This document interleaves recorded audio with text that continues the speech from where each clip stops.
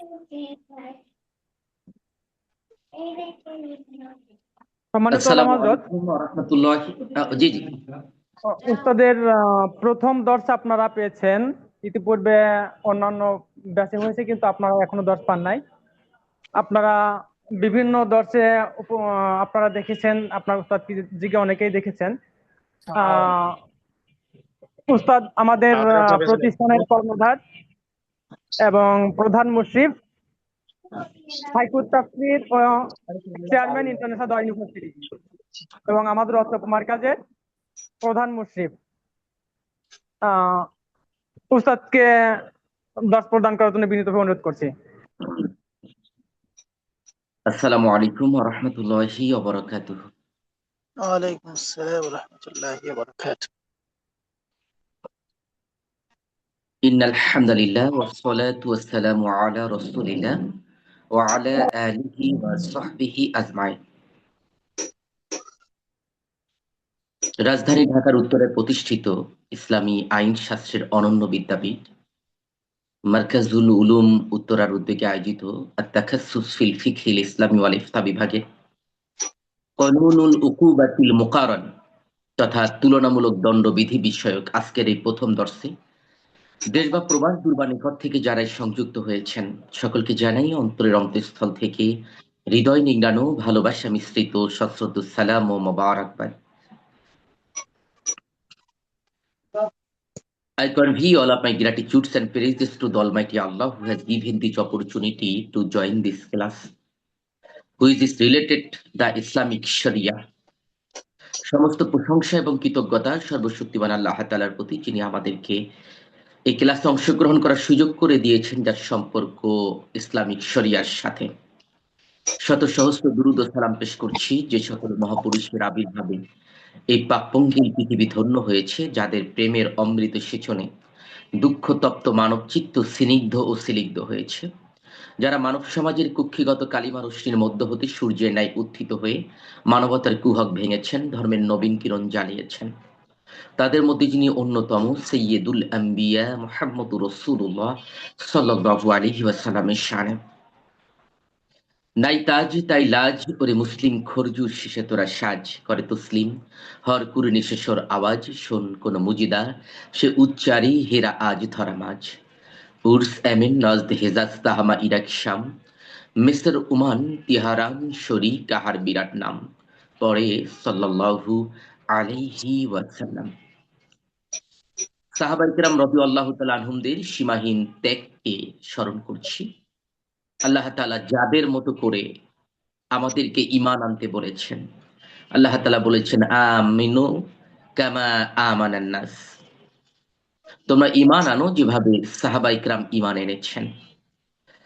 যাদের অক্লান্ত কষ্ট ক্লেশ সীমাহীন পরিশ্রমের দরুন আমরা আরব ভূমি থেকে হাজার হাজার মাইল দূরে থাকার পরেও মুসলিমের ঘরে জন্মগ্রহণ করার সুযোগ হয়েছে, এবং ৬৩২ খ্রিস্টাব্দে ঐতিহাসিকভাবে দেখা যায় হযরত ওমর ফারুক রাদিয়াল্লাহু তাআলা আনহুর খেলাফত আমলে হযরত মামুন এবং মুহাইমিন রাদিয়াল্লাহু তাআলা আনহুমাদের নেতৃত্বে ১০ জন সাহাবার একটি কাফেলা সর্বপ্রথম বাংলাদেশের চট্টগ্রাম অঞ্চলে এসেছিল।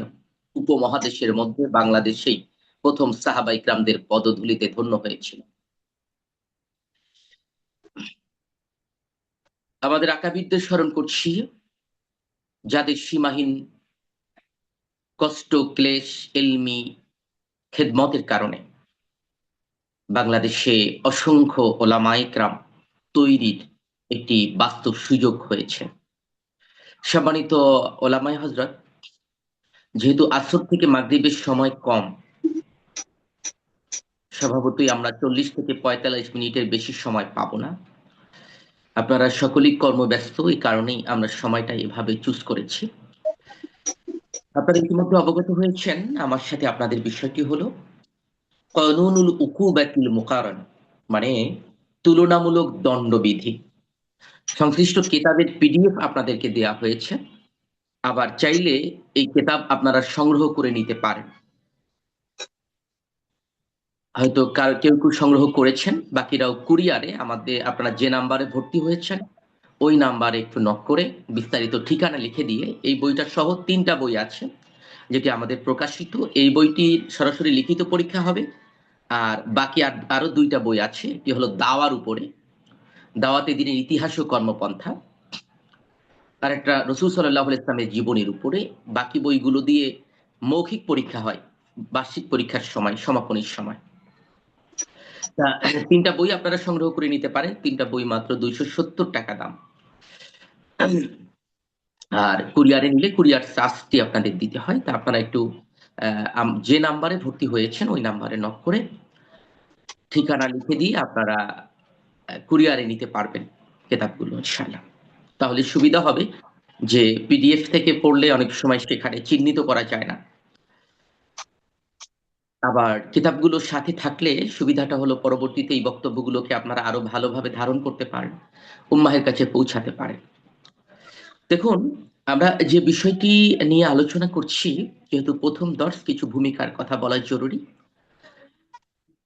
আমরা যদি নিবিড়ভাবে পর্যালোচনা করি তাহলে দেখব সেই আহ মিজান জামাত থেকেও যদি ধরি, মিজান জামাত থেকে দাওরায়ে হাদিস পর্যন্ত কখনোই শরিয়াতের এই দণ্ডবিধি রিলেটেড বা আহ, চুরি, ডাকাতি, জেনা, ব্যভিচার এগুলোর শাস্তিগুলো কিভাবে কার্যকর করা যাবে, মূল শাস্তির ব্যাপারে কিছু আলোচনা থাকলেও একজন বিচারক হয়ে কিভাবে তিনি এই দণ্ডবিধিগুলো প্রণয়ন করবেন, কিভাবে শাস্তিগুলো প্রয়োগ করবেন, এ বিষয়ে আলোচনা থাকে না।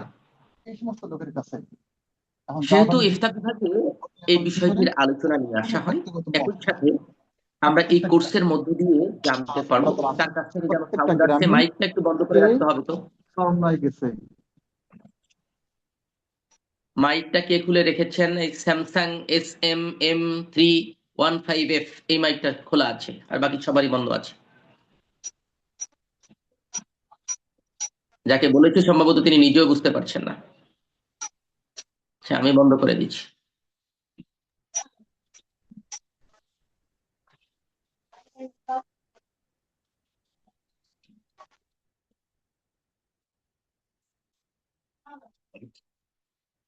জি, আমরা এই কোর্সে আরো একটি বিষয় দেখব, যে শুধুমাত্র ইসলামী শরিয়ার বিধিবিধানগুলো এমন নয়, বরং একই সাথে ওই বিষয়ে আমাদের দেশীয় আইনে কি আছে, মানে বাংলাদেশের আইন আদালতে কি আছে, এ বিষয়টি আমরা একই সাথে জানবো। বলবেন যে শরিয়াতের বাইরে দেশের আইন জানার কি দরকার? আমি গতকালকেই তো না, গত পরশুদিন আপনাদের সাথে কথা হয়েছে যে মুফতি সাহেবদের গুণাবলীর মধ্যে অন্যতম একটি গুণ হচ্ছে সমসাময়িক আইনের উপরে ধারণা রাখা। আমরা যে ইসলামিক খেলাফা প্রতিষ্ঠার স্বপ্ন দেখি, সেই খেলাফা প্রতিষ্ঠিত হলে কোন আইন পরিবর্তন করে কোন আইন আনতে হবে এটাও জাতির সামনে স্পষ্ট করা জরুরি।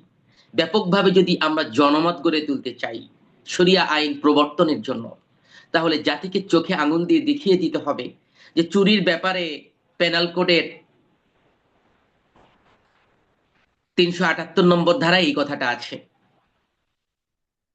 ইসলামী শরিয়াত চুরির ব্যাপারে এই বক্তব্য দিয়েছে। দুইটার মধ্যে তুলনামূলক উপস্থাপন করে ইসলামী শরিয়াতের গুরুত্ব, তাৎপর্য, প্রচলিত আইনের ক্ষতিকর দিকগুলো উপস্থাপন করার মধ্য দিয়ে জনমত গড়ে তোলাটা অধিকতর সহজ হয়। দ্বিতীয়ত, ওলামায়ে কেরাম বিপদে তখন পড়ে যখন হকের উপরে থাকতে গিয়ে বাতিলের আক্রোশে পড়ে হামলা মামলার শিকার হন। তখন আদালতের দ্বারে আমাদের যেতে হয়, ধান্দাবাজ উকিলের পিছনে দিনের পর দিন ঘুরতে হয়। উকিল যা বলে অনেক কিছু তখন থেকেই শেখা শুরু করি, ঠিক বলে না বেঠিক বলে তাও আমরা বুঝে উঠতে পারি না। কিন্তু ওলামায়ে কেরাম তো জাতির বিবেক, এই জাতিকে সামগ্রিক বিষয়ে তারাই সতর্ক করবেন। তাদের কাছে সাধারণ একজন মানুষ এসেও বিনামূল্যে পরামর্শ নিতে পারবে। আবার আইনজীবীও তাকে ভিন্ন কিছু, ভুল কিছু বুঝাতে পারবে না, বরং তিনি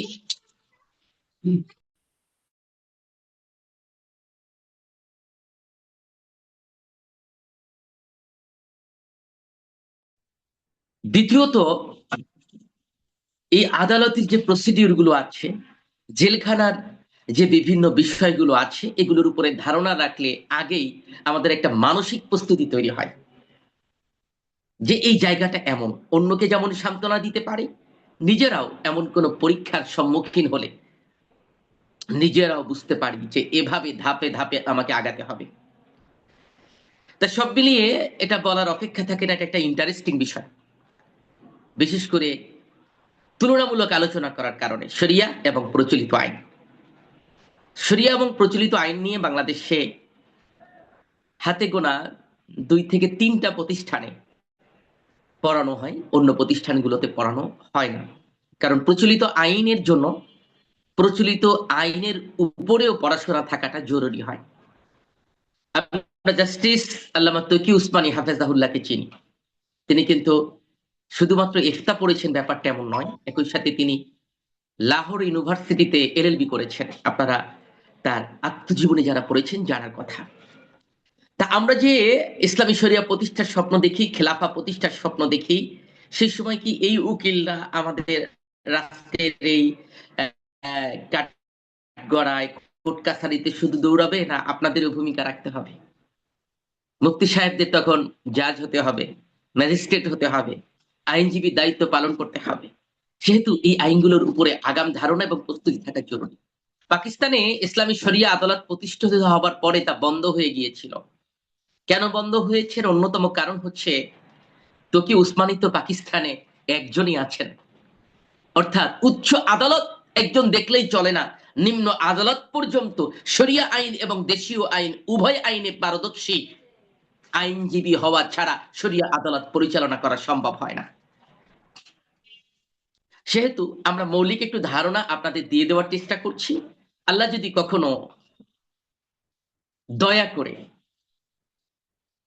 এমন পরিবেশ তৈরি করে দেন, সেই সময় আপনারা কিছুটা হলেও যেন এই আদালতের দায়িত্ব পালন করতে পারেন। বস্তুত যতক্ষণ পর্যন্ত ইসলামী শরিয়া রাষ্ট্রীয়ভাবে প্রতিষ্ঠিত না হচ্ছে, ততক্ষণ পর্যন্ত আমরা অনেকগুলো বিধান মানতেই পারছি না। বিশেষ করে দণ্ডবিধি রিলেটেড কোনো বিধানই কার্যকর করতে পারছি না যতক্ষণ পর্যন্ত শরঈ আদালত প্রতিষ্ঠিত না হচ্ছে। আবার বাংলাদেশে আমরা দেখি যে প্রচলিত সুদী ব্যাংকের পাশাপাশি অন্তত 11টা শরিয়া ভিত্তিক ব্যাংক আছে। তারা কতটুকু শরিয়া ভিত্তিক, কতটুকু ফলো করতে পারে সেটা ভিন্ন আলোচনা। কারণ যেখানে মূল যে মাদার ব্যাংক মানে বাংলাদেশ ব্যাংক, তারাই যেহেতু সুদের উপর দিয়ে চলে, সেহেতু প্রচলিত শরিয়া ভিত্তিক ব্যাংকগুলো 100% শরিয়াকে অনুসরণ করতে পারে না। তবে অনেক জায়গাতে তারা পারে। আমরা নিঃসন্দেহে এটি বলতে পারি যে স্বাভাবিক সুদী ব্যাংক থেকে এই শরিয়া ভিত্তিক ব্যাংকগুলো ভালো। তা এই ব্যাংকগুলোর প্রতি মানুষের যথেষ্ট ঝোঁক আছে, অর্থাৎ সাধারণ মানুষই বাছাই করে নিচ্ছে প্রচলিত ব্যাংকের পরিবর্তে শরিয়া ভিত্তিক ব্যাংকগুলোকে, ইসলামী ব্যাংকগুলোকে। একই সাথে আমরা যদি এমন একটা প্রস্তাব দিতে পারতাম সম্মিলিতভাবে যে বাংলাদেশে যে আইন আদালত আছে থাকুক, কিন্তু পাশাপাশি একটা শরিয়া আদালত প্রতিষ্ঠিত হোক, বাদী বিবাদী মানে অভিযোগকারী আর অভিযুক্ত ব্যক্তি দুইজনে যদি সম্মত হয় তাহলে শরিয়া আদালতে যাবে এবং তখন শরিয়ার আলোকেই বিচার মীমাংসা হবে। এই প্রস্তাবটা অপেক্ষাকৃত সহজে মানিয়ে নেওয়া সম্ভব। আর এই আদালতকে বাতিল করে শরিয়া আদালত প্রতিষ্ঠা করার জন্য সেক্ষেত্রে সংসদের দিক বিবেচনা করলে পার্লামেন্ট মেম্বার যেমন 2/3 300 200 ইসলামপন্থীদের থাকা জরুরি। আর অন্যভাবে বিবেচনা করলে ইসলামিক একটি বিপ্লব হওয়া দরকার, যে বিপ্লবের মধ্য দিয়ে ইসলামী শরিয়ার প্রতিনিধিত্বকারী সরকার ক্ষমতা অধিষ্ঠিত হবে। সে প্রসিডিউর দুইটি খুব সহজও নয়, আবার চেষ্টা করলে ইনশাআল্লাহ সম্ভব হতে পারে। তা আমরা ভিন্ন ভিন্ন প্রক্রিয়া নিয়ে এই চেষ্টা চালিয়ে যেতে পারি। যিনি যেখানে আছি, যেভাবে আছি, আল্লাহর এই জমিনে তার দিন প্রতিষ্ঠার জন্য, শরিয়া বাস্তবায়নের জন্য আমাদের ভূমিকা অব্যাহত রাখাটা জরুরি।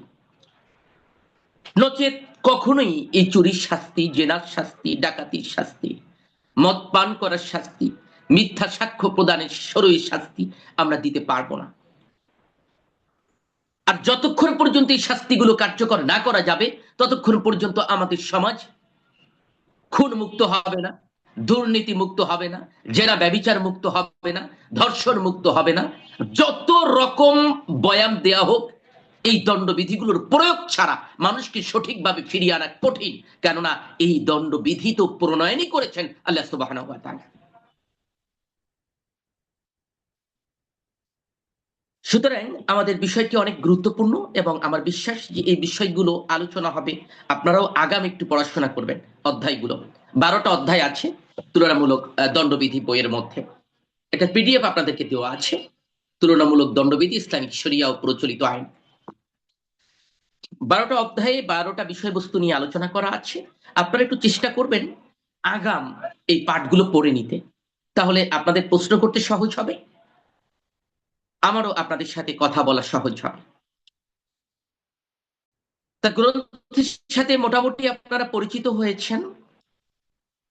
এই গ্রন্থের মধ্যে আমরা আলোচনা করব ইসলাম ও প্রচলিত দণ্ডবিধির স্বরূপ, ইসলাম ও প্রচলিত আইনে চুরি, ইসলাম ও প্রচলিত আইনে ডাকাতি, ইসলাম ও প্রচলিত আইনে ব্যভিচার ও ধর্ষণ, ইসলাম ও প্রচলিত আইনে সমকামিতা, ইসলাম প্রচলিত আইনে খুন, ইসলাম ও প্রচলিত আইনে মদ পান, ইসলাম ও প্রচলিত আইনে শিশু নির্যাতন, ইসলাম ও প্রচলিত আইনে যৌতুক ও নারী নির্যাতন, ইসলাম ও প্রচলিত আইনে সুদ ঘুষ দুর্নীতি, ইসলাম ও প্রচলিত আইনে মিথ্যা সাক্ষ্য। এই 12টি অধ্যায় আছে, আর প্রত্যেক অধ্যায়ের মধ্যে আরো অনেক বিষয়ে আলোচনা করা হয়েছে। সেহেতু আপনাদের দায়িত্ব থাকবে এই বিষয়গুলোকে ক্রমান্বয়ে নিজেদের মধ্যে অভ্যস্ত করে নেওয়া। নিজেরা যখন পড়বেন কিছু প্রশ্ন অ্যারাইজ করতে পারে, আপনার মনে জাগ্রত হতে পারে, সে প্রশ্নগুলো আবার পরবর্তী দর্শে যদি করেন তাহলে দেখবেন এই ক্লাসগুলো আমরা সহজে আয়ত্তে নিতে পারব। তা কানুনুল উকুবাত, স্বভাবত কোন গ্রন্থের থেকে আলোচনা করতে গেলে গ্রন্থকারের পরিচিতি আলোচনা করাটা জরুরি হয়, কিন্তু যেহেতু মুসান্নিফ নিজেই আপনাদের সামনে ক্লাস নিচ্ছে, সেহেতু এই গ্রন্থকার পরিচিতির আলোচনাটা একেবারে অমূলক, বরং কেতাবের শুরুতে দেওয়া আছে, কষ্ট করে পড়ে নেব। তা কানুনুল উকুবাত মানে হচ্ছে দণ্ডবিধি, ইংরেজিতে বলা হয় পেনাল কোড। একটু মুখস্থ করেন 3টা টার্ম। কানুনুল উকুবাত বাংলা হচ্ছে দণ্ডবিধি, ইংরেজিতে হচ্ছে পেনাল কোড। এই জন্য উকিল সাহেবদের মুখ দিয়ে শুধু শুনবেন পেনাল কোডের ধারায় অমুক ধারায় আছে, অমুক ধারায় আছে। জিনিসটা কি? দণ্ডবিধি। ওইটাকে আরবিতে বলা হয় কানুনুল উকুবাত। কানুন মানে কি? নিয়ম সমূহ। উকুবাত মানে কি? দণ্ড সমূহ। তাহলে কানুনুল উকুবাত মানে হচ্ছে দণ্ড সমূহের নিয়ম সমূহ, যাকে শুদ্ধ বাংলায় বলা হয় দণ্ডবিধি, মানে দণ্ড দেওয়ার পদ্ধতি, দণ্ড দেওয়ার রীতি। তাহলে কানুনুল উকুবাত বা দণ্ডবিধি কাকে বলা হয়? আমরা সহজে উত্তর দিতে পারি, যে আইনে অপরাধের সংজ্ঞা এবং তার শাস্তি সম্পর্কে আলোচনা করা হয়েছে তাকে বলা হয় দণ্ডবিধি। আমি আবারও বলছি, যে আইনে অপরাধের সংজ্ঞা, সংজ্ঞা তো বুঝি, ডেফিনিশন, তারিফ, অপরাধের সংজ্ঞা মানে কোন কি করলে কি অপরাধ হয়, বা চুরি কাকে বলে, ডাকাতি কাকে বলে, জেনা কাকে বলে, অপরাধের সংজ্ঞা এবং ওই অপরাধের শাস্তি সম্পর্কে আলোচনা করা হয়েছে, তাকে বলা হয় দণ্ডবিধি বা পেনাল কোড। আরবিতে বলা হয় কানুনুল উকুবাত। নির্ধারিত কিতাবে অনেকগুলো প্রমাণ্য সংজ্ঞা দেওয়া আছে। আমরা সময় স্বল্পতার কারণে মূল জায়গাগুলো দিয়ে কথা বলার চেষ্টা করব, আবার কিছু কথা একটু বেশিও বলবো, যা বইতে নাই, কারণ কিতাব তো আপনাদের কাছে আছে। তা আপনারা ভূমিকাতে দেখবেন বইয়ের, সেখানে কতগুলো আরবি সংজ্ঞাও দেওয়া আছে, কিছু ইংরেজি সংজ্ঞাও দেওয়া আছে। আমি যেটি বলার চেষ্টা করলাম সহজে, যাতে আর কখনো ভুলে না যান, যে আইনে বিভিন্ন অপরাধের সংজ্ঞা এবং তার শাস্তি সম্পর্কে আলোচনা করা হয়েছে তাকেই বলা হয় কানুনুল উকুবাত। পরীক্ষায় এভাবে প্রশ্নটা আসে যে দণ্ডবিধি কাকে বলে। যারা পারবেন আরবি সংজ্ঞাটা দিবেন, যারা আরো ভালো পারবেন ইংরেজিটাও দিবেন, আর যারা একটু কম মানে কঠিন হবে যাদের জন্য, তারা অন্তত বাংলা এই কথাটা সুন্দর করে লিখবেন। 2 পৃষ্ঠা জুড়ে অনেকগুলো প্রমাণ্য সংজ্ঞা দেওয়া আছে। এবার আসুন আমরা প্রথম অধ্যায়ে প্রবেশ করার চেষ্টা করি, ইসলাম ও প্রচলিত দণ্ডবিধির স্বরূপ। দেখুন, ইসলামের বিধানগুলো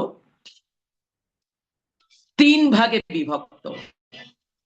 ইসলামের যত বিধান আছে, শরিয়াতের বিধানগুলো 3 ভাগে বিভক্ত। আমরা যদি ব্যাপকতার ভিত্তিতে দিয়ে অবলোকন করি। প্রথমটা হচ্ছে ইবাদত সংক্রান্ত, নামাজ, রোজা, হজ, যাকাত, ইবাদত সংক্রান্ত। এই আলোচনাগুলো আপনারা দাওরায়ে হাদিস পর্যন্ত বারংবার পেয়েছেন। আরেকটি হচ্ছে মুআমালাত বা পারস্পরিক লেনদেন সংক্রান্ত, এটাও আপনারা পেয়েছেন মিশকাতের কিতাবুল আদবের মধ্যে। এই যাবতীয় লেনদেন সংক্রান্ত অনেক আলোচনা আপনারা পেয়েছেন। আর একটা আলোচনা হচ্ছে আদল এবং উকুবাত সংক্রান্ত, বিচার ও দণ্ড সংক্রান্ত। এই আলোচনাগুলো আপনারা খুব একটা পান নাই দাওরায়ে হাদিস পর্যন্ত। তাহলে বলা যায় শরিয়া তো তিনটা বিষয়কে নিয়ে শরিয়া গঠিত হলো। কি কি? ইবাদত, মুআমালাত, আদল, উকুবাত। প্রধানত ওই তিনটি বিষয়, বাকি যার সব এগুলোর শাখা প্রশাখা। তাহলে আপনি একজন মুফতি হতে চান, তার মানে আপনি একজন শরিয়া বিশেষজ্ঞ হতে চান, শরিয়া স্পেশালিস্ট হতে চান, ইসলামিক জুরিস্ট হতে চান। স্বভাবতই শুধু ইবাদত এবং মুআমালাতের উপরে জ্ঞান থাকে আপনার জন্য যথেষ্ট নয়, বরং একই সাথে আদল এবং উকুবাতের উপরেও আপনাকে পাণ্ডিত্য অর্জন করতে হবে। এই তিনটা বিষয়ের জ্ঞান যখন আপনার মধ্যে আসবে, তখনই আপনি আসলে মুফতি হতে পারবেন।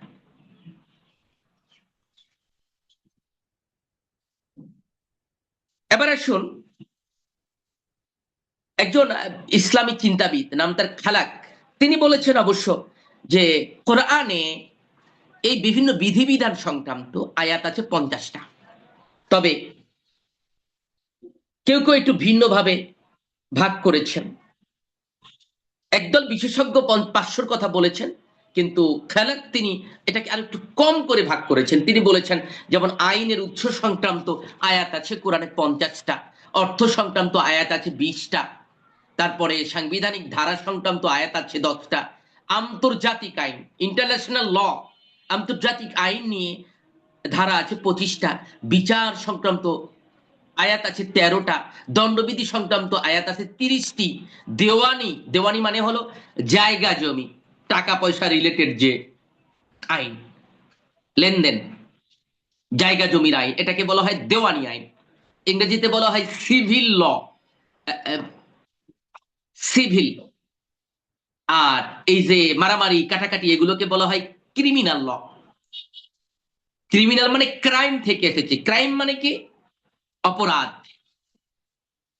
তারপরে ব্যক্তিগত পারিবারিক বিষয় 70টি আয়াত রয়েছে। এটি খালাক এর একটা মন্তব্য। আমরা ইসলামে যে এই আদল উকুবাত, আমরা তো আদল উকুবাত নিয়ে কথা বলবো, তা এই উকুবাত সংক্রান্ত দণ্ডবিধি সংক্রান্ত দিকগুলো যদি দেখি, তাহলে ইসলামে আসলে 3 ধরনের দণ্ড আছে। কয় ধরনের? 3 ধরনের দণ্ড আছে। এই 3 ধরনের দণ্ডকে প্রথমত 2 ভাগে ভাগ করা যায়। একটা হলো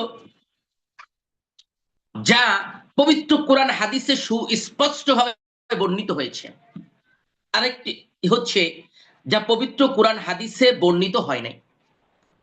আরেকটু সহজ করে বলি, প্রথমত 2 ভাগে ভাগ করা যায়, যা কোরআন এবং হাদিসে যেই অপরাধের শাস্তি সম্পর্কে আলোচনা করা হয়েছে।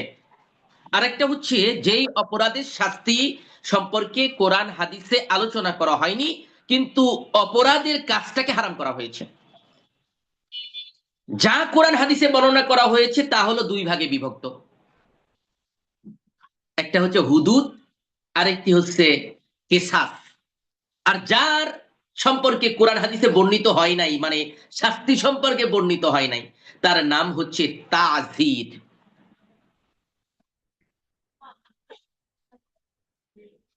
তাহলে ইসলামী শরিয়াতের দণ্ডে সমূহের বা শাস্তির প্রকারগুলো হলো 3 রকম। 3 ধরনের হতে পারে: হুদুদ, কিসাস, তাযীর। একটু মুখস্থ করার চেষ্টা করেন, হুদুদ, কিসাস, তাযীর। হুদুদ আর কিসাসের মধ্যে পার্থক্যটা কি? হুদুদ কিসাস 2টার ব্যাপারে আলোচনা কোরআন হাদিসে আছে। পার্থক্য হচ্ছে হুদুদ যদি হদ শব্দের বহুবচন,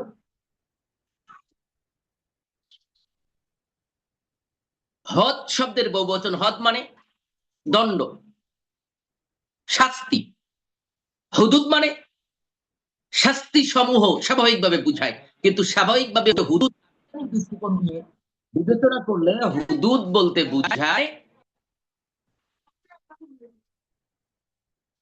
কোরআন এবং হাদিসে যেই অপরাধের শাস্তি সুস্পষ্টভাবে বর্ণিত হয়েছে, যেমন আস-সারিকু ওয়াস-সারিকাতু ফাকতাউ আইদিয়াহুমা, তো নারী হোক বা পুরুষ হোক উভয়ের হাত কেটে দাও। তাহলে চুরির শাস্তি কি স্পষ্ট বলে দেওয়া হলো। তারপরে জেনার শাস্তি কি বলে দেওয়া হলো, যে বিবাহিত হলে 10 নম্বর পৃষ্ঠা থেকে আলোচনা করছি। 10 নম্বর পৃষ্ঠাতে জেনার শাস্তি কি, অবিবাহিত হলে 100 বেত্রাঘাত করা, বিবাহিত হলে তাকে রজম করে পাথর মেরে হত্যা করা। তারপর ডাকাতির শাস্তি বিপরীত দিক থেকে হাত পা কেটে দেওয়া। যেই অপরাধের শাস্তিগুলো পবিত্র কোরআনে সুস্পষ্ট ভাবে বর্ণিত হয়েছে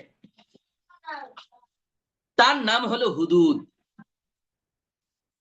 কেসাস কি, কোরআন হাদিসে কেসাসের ব্যাপারে বলা হয়েছে, কিন্তু কেসাস মানে হচ্ছে অনুরূপ করা।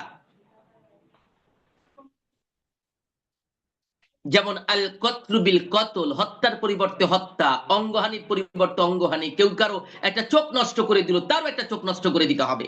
কেউ কারো শ্রবণ ইন্দ্রিয় নষ্ট করে দিল, তার শ্রবণ ইন্দ্রিয় নষ্ট করে দিতে হবে। কেউ কারো একটা আঙুল কেটে নিল, তারও আঙুল কেটে নেওয়া হবে। এটার নাম হচ্ছে কেসাস। তাহলে কেসাসের বিধান তো কোরআনের মধ্যে আছে, কিন্তু অনুরূপ করতে বলা হয়েছে, বলা হয় নাই এর জন্য শাস্তি 500 বেত্রাঘাত, এর জন্য শাস্তি মৃত্যুদণ্ড, বা এর জন্য শাস্তি এই না, যা করবে তাই করা হবে তার সাথে। এর নাম হলো কেসাস। আরেকটা হলো তাজির। তাজিরটা হলো যা কোরআন হাদিসে বর্ণিত হয় নাই কিন্তু শরীয়তে হারাম। কি তা? এমন কি জিনিস কোরআন হাদিসে যার শাস্তি সম্পর্কে বর্ণিত হয় নাই কিন্তু শরীয়তে হারাম? যেমন 10 দিরহাম পর্যন্ত, 10 দিরহাম চুরি করলে তার হাত কাটতে হবে, এটা হানাফি মাযহাবের বক্তব্য। শাফি মাযহাবের বক্তব্য 3 দিরহাম। এখন 10 দিরহাম কেউ চুরি করলো না, চুরি করেছে 9 দিরহাম, তার হাত কাটা হবে না ঠিকই, কিন্তু তার শাস্তিটা কি হবে? নাকি সে মুক্তি পেয়ে যাবে? যদি মুক্তি পেয়ে যায় তাহলে তো চোররা চিন্তা করবে যে 9 দিরহামের বেশি কখনো চুরি করা যাবে না। চুরি কি বন্ধ হবে? বন্ধ হবে। জিনার শাস্তি বুঝলাম, বিবাহিত হলে 100 বেত্রাঘাত করা, কিন্তু যদি কেউ অবৈধ প্রেম করে সেটা কি হালাল? সেটা তো হারাম। নবী সাল্লাল্লাহু আলাইহি সাল্লাম হাদিসের মধ্যে বলেছেন, মুখ দিয়ে কথা বললে মুখের জেনা, কান দিয়ে শুনলে কানের জেনা, হাত দিয়ে স্পর্শ করলে হাতের জেনা, পা দিয়ে হেঁটে গেলে পায়ের জেনা। শরীয়তে তো হারাম, নজরকে হেফাজতের ব্যাপার, কিন্তু শাস্তি তো বর্ণিত হয়নি কোথাও। এভাবে কেউ নামাজ পড়ছে না, নামাজ না পড়লে কি শাস্তি? দুনিয়া কোনো শাস্তির কথা, শাস্তি বর্ণনা করা হয়, কিন্তু পড়ছে না মানে সে কবিরা গুনাহ করছে। তাহলে যে শাস্তিগুলো কোরআন হাদিসে বর্ণিত হয়নি কিন্তু শরীয়তে নিষিদ্ধ, সেই শাস্তিগুলো বিচারক কাজী তিনি কোরআন হাদিসের জ্ঞানের আলোকে বিবেচনা করে যে শাস্তি প্রদান করবেন সেই শাস্তিকে বলা হয় তাজির। ইংরেজিতে বলা হয় প্রিসিডেন্ট বা ডিসক্রিশনারি পাওয়ার অফ জাজ, মানে জজের, বিচারকের বিবেচনাধীন ক্ষমতা। শরিয়াতে নিষিদ্ধ কিন্তু শরিয়াতে শাস্তি বর্ণনা করা হয় নাই, তাই বিচারক কোরআন সুন্নাহের অন্যান্য শাস্তিগুলোর সাথে কিয়াস করে ওই অপরাধেরও শাস্তি প্রদান করবেন। এই দিক দিয়ে বিবেচনা করলে হুদুদ আর কিসাস এটি পার্মানেন্ট, এই শাস্তি কিয়ামত পর্যন্ত কোনো পরিবর্তন নেই, কারণ এটা কোরআন হাদিসে বর্ণিত। কিন্তু তাজিরের শাস্তি ঢাকাতে একরকম এক বিচারক দিতে পারেন, চট্টগ্রামের বিচারক শাস্তি আরেক রকম দিতে পারেন। কেন? এটা তার বিবেচনার উপরে ছেড়ে দেওয়া হয়েছে। তখন বলবেন তাহলে বৈপরীত্য হয়ে গেল না? না, এর মাঝখানে এই তাজিরের কিছু ভিন্নতা আছে। কিরকম ভিন্নতা? একজন কথা বলে মোবাইলে, সেটাও কবিরা গুনাহ। আর একজন পার্কে ঘুরতে যায়, কোনোটাই তো হুদুদের মধ্যে পড়ে নাই। দুইজনের শাস্তি কি একই রকম হবে? পার্থক্য আছে। সুতরাং এই অপরাধীর বিভিন্ন অনেকগুলো ধরন হতে পারে। একজন 9 দিরহাম চুরি করছে, আর একজন চুরি করছে 1 দিরহাম। দুজনের শাস্তি তো একই রকম হওয়ার কথা না, কিন্তু হুদুদের মধ্যে তো পড়ে নাই। যেহেতু পড়ে নাই, তারপরও তার শাস্তি পেতে হবে। এই জন্য এই শাস্তিগুলো ভিন্ন রকম হতে পারে।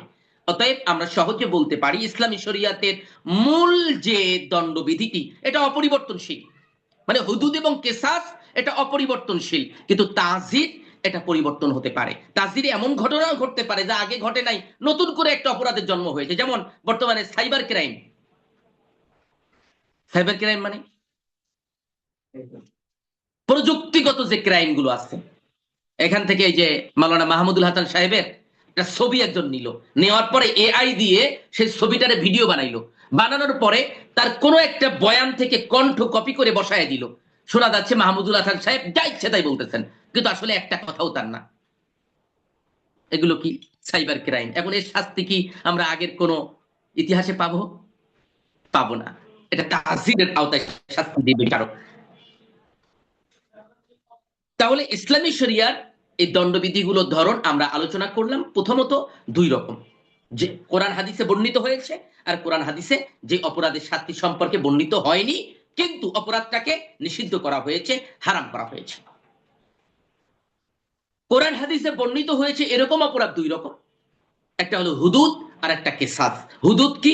যা কোরআন এবং হাদিসে সুস্পষ্ট ভাবে যে অপরাধের শাস্তি সম্পর্কে বলা হয়েছে। আর কিসাস কি? যে অপরাধের শাস্তি সম্পর্কে বলা হয়েছে কিন্তু অনুরূপ করতে বলা হয়েছে। তাজির কি? কোরআন হাদিসে যা সুস্পষ্ট ভাবে বলা হয় নাই, কিন্তু কাজটা হারাম। তাই যখন বিচারক তার বিবেচনা করে দৃষ্টান্তমূলক শাস্তি প্রদান করেন, সেই শাস্তিকে বলা হয় তাজির। ইসলামে যে দণ্ডগুলো প্রয়োগ করেছে কয়েকটি ক্ষেত্র নিয়ে: মানুষের জীবন রক্ষা, হ্যাঁ, মানুষের ধর্ম রক্ষা, সম্মান রক্ষা, সম্পদ রক্ষা। মাকাসিদুশ শরিয়া, শরিয়া প্রণয়নের 5টা কারণ আছে। মাকাসিদুশ শরিয়া, মাকাসিদুশ শরিয়ার উপরে অনেক গ্রন্থ আছে। এর মধ্যে একটা গ্রন্থ আছে আল্লামা ইউসুফ আল কারদাবি রাহিমাহুল্লাহ লেখা, মিশরের কাতার ইউনিভার্সিটি শরিয়া বিভাগের ডিন ছিলেন। মাসলাকের দিক দিয়ে আমাদের সাথে একটু ভেদ আছে, কিন্তু তার লেখকগুলো অনেক প্রাণবন্ত, যে কারণে আল্লামা তকি উসমানী হাফেজাহুল্লাহ তাকে খুব সম্মান দিতেন এবং তার ব্যাপারে মন্তব্য করেছিলেন যে উনি নিঃসন্দেহে আরব বিশ্বের একজন বড় আলেম, কিন্তু আমাদের সাথে মাসলাকগত কিছু ভিন্নতা আছে, এটা অঞ্চল ভেদের কারণে। তাই ইউসুফ আল কারজাবি রাহিমাহুল্লাহর একটি বই রয়েছে মাকাসিদুশ শরিয়া, মানে শরিয়া প্রণয়নের কারণ কি, আল্লাহ তাআলা যে শরীয়তের নানা বিধিবিধান দিয়েছেন এগুলোর পিছনে কারণ কি। তা মাকাসিদুশ শরিয়া বলা হয় 5টা বিষয়কে, মানে শরিয়া প্রণয়নের পিছনে 5টা কারণ আছে: হিফজুদ্দিন, হিফজুন নফস, হিফজুন নসল,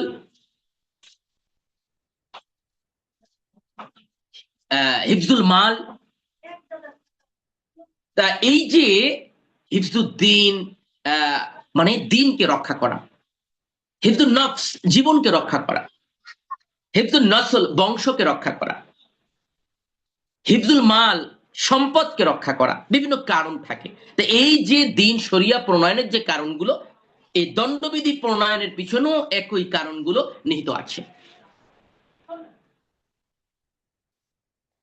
তবে এই দণ্ডগুলো প্রয়োগ করার জন্য কিছু শর্ত আছে। কেউ চাইলেই একটা দল চিন্তা করলো,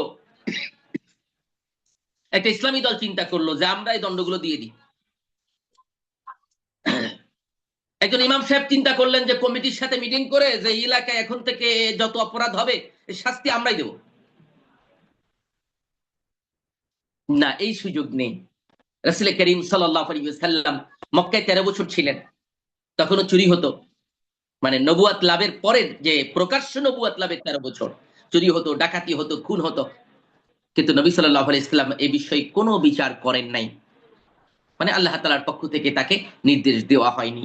কখন করেছিলেন? মদিনায় যাওয়ার পরে, যখন তিনি মদিনা নামক একটি ক্ষুদ্র রাষ্ট্রের গভর্নর বা রাষ্ট্রপ্রধানের আসনে সমাসীন হলেন, তখনই আমরা দেখেছি কাব ইবনে আশরাফ নবী সাল্লাল্লাহু আলাইহি ওয়াসাল্লামের বিরুদ্ধে কবিতা লিখলো, নবী সাল্লাল্লাহু আলাইহি ওয়াসাল্লাম তার গর্দান নেওয়ার ব্যাপারে রায় দিয়ে দিলেন।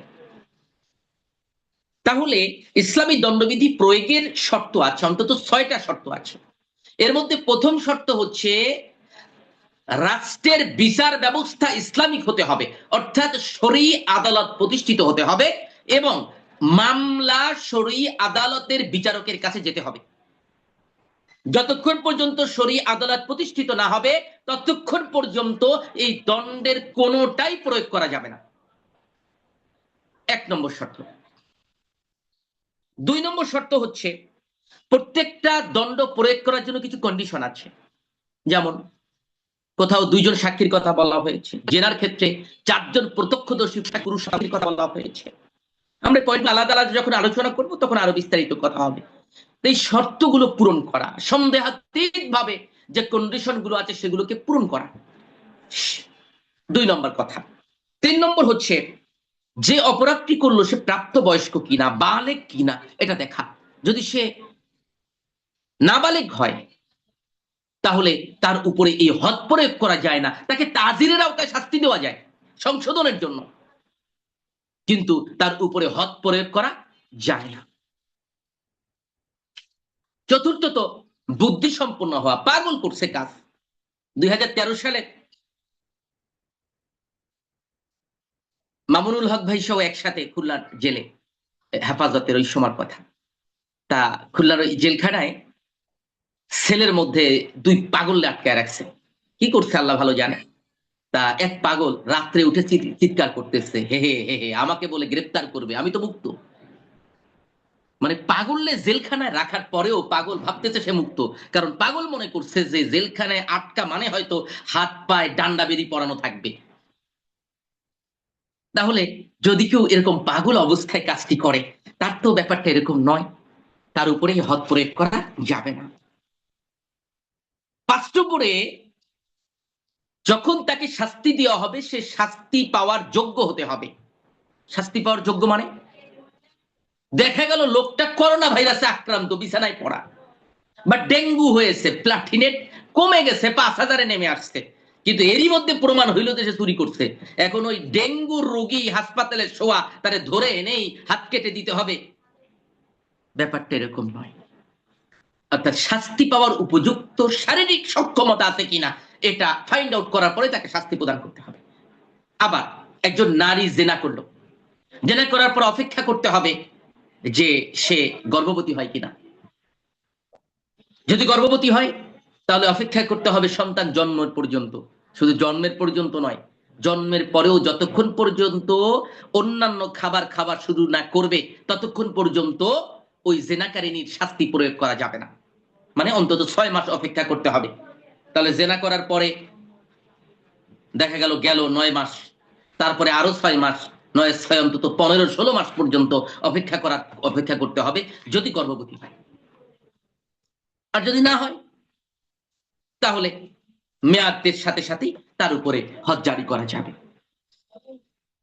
6 নম্বরে হলো কেউ যদি নিজে তার অপরাধের সাক্ষী দেয়, হ্যাঁ আমি খুনটা করেছি, আমি চুরিটা করেছি, এটা বলা মাত্রই শাস্তি দেওয়া যাবে না। বিচারকের দেখতে হবে এই বলার পিছনে কোনো কারণ আছে কিনা। দেখা গেল কোনো বড় বাবুরে বাঁচানোর জন্য ও নিজের ঘাড়ে দায় নিছে, আর ওরে ভয় দেখাইছে তুই যদি নিজের ঘাড়ে দায় না নিস তাহলে তোর পোলাপান একেবারে হয়েছে। বাপের দয়া হয়েছে যে আমার সন্তানকে তো আমি হারাতে চাই না, ঠিক আছে দায় আমি নিয়ে নিলাম, হাতই তো কাটবে। এই জন্য আদালত এই বিষয়টি বিবেচনা করবেন কাজী সাহেব যে এইটা কি উনি স্বেচ্ছায় বললেন, নাকি কোনোভাবে প্রভাবিত করা হয়েছে, নাকি রিমান্ডে নির্যাতন করছে, হাত পা নখ তুলে দিয়েছে, বৈদ্যুতায়িতিক বা কি বলে বালতিতে প্রসাব করতে দিছে, বা নাকের উপরে গামছা রেখে পানি ঢালছে, এরকম কিছু হয়েছে কিনা, এরপরে সে স্বীকার করলো কিনা, এটাও তিনি বিবেচনা করে তারপরেই শাস্তি প্রয়োগ করবেন। তাহলে 6টা শর্ত। আমরা আজকে আর দীর্ঘায়িত করতে চাই না, প্রথম ক্লাস তো একটু আপনাদের রুখসত দেওয়া উচিত। আবার আজানের সময় খুব বেশি বাকি না, মোবাইলেও দেখতেছি চার্জ আছে 2%, অর্থাৎ হঠাৎ করে বন্ধ হয়ে গেলে আপনারা একটু বিড়ম্বনার মধ্যে পড়বেন। আমি সুযোগ পাইনি, গত রাতে তো বগুড়ায় ছিলাম সফরে, আপনারা এখানে কে থাকতে পারেন বগুড়ায়, বগুড়া ইসলামিক সম্মেলন সংস্থা, বগুড়ার কমি ওলামা ইকরামদের সবচেয়ে বড় যে প্ল্যাটফর্ম, তাদের উদ্যোগে 3 দিন ব্যাপী মাহফিলের কালকে শেষ দিন ছিল। তা সে কারণে আর কি আমি চার্জ দেওয়ার সুযোগ পাইনি। ওই মাহফিলের মানে কি বলে জানো আর কি, প্রধান আলোচক ছিলাম শেষ দিনের আর কি। তা এখন বিষয়টি হচ্ছে যে এই যে ব্যাপারটা, যে 6টি শর্ত আছে, একটু 6টি শর্ত একবার আমরা বলার চেষ্টা করি, আমরা শুধু সামারিটা টানি। আগামী সপ্তাহ থেকে আমরা পরের জায়গা দিয়ে কথা বলবো, যে ইসলামে নির্ধারিত শাস্তি সমূহ বিবরণ সহ আছে, এরপরে দেশীয় আইন, এগুলো নিয়ে আমরা ক্রমান্বয়ে কথা বলবো আগামী সপ্তাহে ইনশাআল্লাহ। তাহলে আমরা এতক্ষণ যে আলোচনাগুলো করলাম, আমি একবার একটু আপনাদের মাথায় দেওয়ার চেষ্টা করি।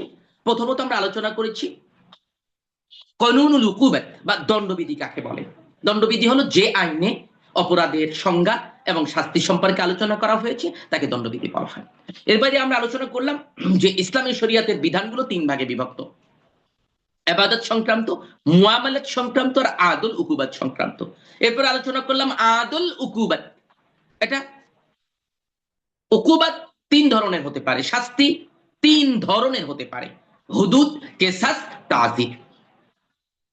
তারপরে আমরা আলোচনা করলাম যে এই হদ জারি করার জন্য 6টা শর্ত আছে। কি শর্ত? প্রথম শর্ত আমরা আলোচনা করেছি, বিচার ব্যবস্থা ইসলামিক হতে হবে বা শরিয়া আদালত প্রতিষ্ঠিত হতে হবে। 2 নম্বরে আলোচনা করেছি সাক্ষীর কন্ডিশন পূর্ণ হতে হবে। 3 নম্বরে আলোচনা করেছি বিবেক সম্পন্ন হতে হবে। 4 নম্বর হচ্ছে সাবালেক হতে হবে। 5 নম্বর শাস্তি পাওয়ার উপযুক্ত হতে হবে। 6 নম্বর হচ্ছে স্বেচ্ছায় শাস্তি দিলে খতিয়ে দেখতে হবে যে এই স্বেচ্ছার পিছনেও কোনো কারণ আছে না নাই। এ পর্যন্ত কি ক্লিয়ার আপনারা? এই পর্যন্ত বুঝতে কারো কঠিন আছে? এখন আপনারা মাইক অন করে কথা বলতে পারেন চাইলে। জি, শুকরিয়া মাওলানা মুবাশশির সাহেব। আপনি তো ফার্স্ট হয়েছেন মনে হয় নাকি সেমিস্টারের রেজাল্টে? আলহামদুলিল্লাহ। জি জি জি, আশা করি ক্লিয়ার। এর বাইরে বইতে কিন্তু আরো কিছু লাইন লেখা আছে, একটু পড়ে নেবেন কষ্ট করে। আরো বেশ কিছু কথাবার্তা বইয়ের মধ্যে আছে, সেগুলো একটু পড়ে নেবেন। আমি মূল কথাগুলো একটু সহজে বলার চেষ্টা করলাম। আলহামদুলিল্লাহ, অনেক সহজে বুঝছি অনেক কিছু, আলহামদুলিল্লাহ নতুন এবং অনেকভাবেই আলহামদুলিল্লাহ। জি, শুকরান জাজিলান। গিয়াসউদ্দিন সাহেব, আপনি বোধহয় সিনিয়র সবার মাঝে। জি আলহামদুলিল্লাহ, মোটামুটি অনেক সহজ হয়েছে। আলহামদুলিল্লাহ। জি, আব্দুর রহিম বাদশা সাহেবের কোনো কথা আছে? জি, আসসালামু আলাইকুম। ওয়ালাইকুম আসসালাম ওয়া রাহমাতুল্লাহ। জি হুজুর, ওই যে কিতাব থেকে আমাদের দরস হইতেছে, ওই কিতাবটা আমি পাই নাই, পিডিএফও পাই নাই। আবার হচ্ছে গতকাল যিনি দরস করাইছেন ওনার কিছুটা স্ক্রিনে ছিল কিতাবটা, তো আচ্ছা, আজকে আপনারা একটু আপনার এখানে গ্রুপে চেক দেন, গ্রুপে দেখেন দেওয়া আছে। আবার আপনি ভর্তি হবার সাথে সাথে আপনাকে যখন রেজিস্ট্রেশন নাম্বার দেওয়া হয়েছে, একই সাথে কিতাবগুলো ফরওয়ার্ড করে দেওয়া হয়েছে, একটু চেক দেবেন উপরের দিকে। এরপরে না পেলে লিখবেন, আবার দিয়ে দেওয়া হবে, সমস্যা নেই। আচ্ছা, ওই সময় আজকে দেখলাম তো ওখানে। আপনাদের গ্রুপে আবার দেওয়া হয়েছে। আমি তো আপনাদের গ্রুপে আজকে 4টা কিতাব নতুন করে দিলাম বোধহয় সকালে। আচ্ছা, পাই আজকে না বা তাহলে। গতকালকে দিয়েছি। জি ইনশাল্লাহ একটু খুঁজে নেবো। হোয়াটসঅ্যাপ গ্রুপে 4টা কিতাবই দেওয়া আছে। আবার জি পরের ইনশাল্লাহ। সেমিস্টারে তো যখন শুরু হবে বাকিগুলো আবার দিয়ে দিব। আর জি যাদের ইনশাল্লাহ। সুযোগ আছে কিতাবগুলো সংগ্রহ করে নেন, কারণ সব কথা বলতে পারি না, অনেক কথার বাইরে থাকে। আর পিডিএফ দিয়ে আসলে মানে ওজোরে চালানো যায়, কিন্তু সঠিকভাবে ভালোভাবে বুঝতে গেলে আপনারা একটু কলম দিয়ে চিহ্নিত করে কোনো পয়েন্ট বুঝতে কঠিন হলো কিনা, তাহলে একটু ভালোভাবে আয়ত্তে নিতে পারবেন। আমরা চাই যে আপনারা আল্লামা তকি উসমানী হাফেজাহুল্লাহর যোগ্য উত্তরসূরি হন। জি ইনশাল্লাহ। আমরা তো স্বপ্ন দেখি সবাই খেলাফত, আমরা দোয়া সেই স্বপ্ন কামনা দেখতে করছি। গেলে ওই আদালতের বিচারক হবার প্রস্তুতিও তো নেওয়া দরকার আপনাদের, নাকি? জি ইনশাল্লাহ। জি জি, দোয়া দরখাস্ত। আল্লাহ তাআলা আপনাদেরকে কবুল করুন। কারো কোনো কথা যদি না থাকে আমরা শেষ করতে পারি আজকের মতো। জি আসসালামু আলাইকুম। আরেকটা পিডিএফ আছে, একটু চেক দেন। ওইটার লিঙ্কটা অন্য পিডিএফ এর মতো দেখতে না, মানে দণ্ডবিধির পিডিএফটা দেখতে শুধু একটা লিঙ্ক, কিতাব দেখা যায় না, এই জন্য অনেকে হয়তো খুঁজে পেতে কষ্ট হচ্ছে। অন্য জি কিতাবগুলো যেমন দেখা যায়, এটা দেখা যায় না। এটা জি একটা জি লিঙ্ক জি দেওয়া আছে, লিঙ্ক ক্লিক করলে তারপরে ঢুকতে পারবে। এরপরে না জি পেলে জি আপনারা, আমি গতকালকে রাতে বোধহয় আবার দিয়ে দেওয়া হয়েছে, একটু চেক করেন কষ্ট করে, আপনাদের গ্রুপে আছে। জি জি শুকরিয়া। আপনাদের বোধহয় সালাম। মাগরিবের পরে আবার একটা দর্স আছে, বোধহয় আল ফিকুল আকবরের ক্লাস আছে আপনাদের। জি ইনশাল্লাহ। ঠিক আছে, আসসালাম। আজ এই পর্যন্ত। আল্লাহ তাআলা আপনাদেরকে নিরাপদে রাখুন। আবার কথা হবে ইনশাআল্লাহ। ক্লাসের প্রতি আন্তরিক থাকবেন, দেখবেন ভালো লাগবে। এই যে দেখতে পাচ্ছেন না, এটা তো সিনা থেকে সিনাই হচ্ছে, অন্য কিছু না। জি সালাম আলাইকুম। সেহেতু সবই পাবেন। আবার ক্লাসগুলো যেহেতু রেকর্ডেড থাকবে, পরবর্তীতে আবারও দেখতে পারবেন বারবার। জি আর ইনশাল্লাহ। ক্লাসে বসার সময় একটু খাতা কলম নিয়ে বসবেন, খাতা কলম নিয়ে বসবেন, কারণ অনেক কথা কেতাবে থাকে না, সেগুলো একটু তৎক্ষণাৎ একটু যদি, তাহলে পরীক্ষার সময় দেখবেন পানির মতো হয়ে যাবে। ওই নোট বের করলেই আপনি পরীক্ষায় এই যে আমাদের মুবাশশির সাহেবের মতো রেজাল্ট করে ফেলবেন ইনশাআল্লাহ, 160 এর মধ্যে 155। আজ এই পর্যন্ত। মুবাশশির আসসালামু সাহেবকে আলাইকুম ওয়া রাহমাতুল্লাহি ওয়া বারাকাতুহু। আমি বিভিন্ন জায়গায় প্রায় শুনতে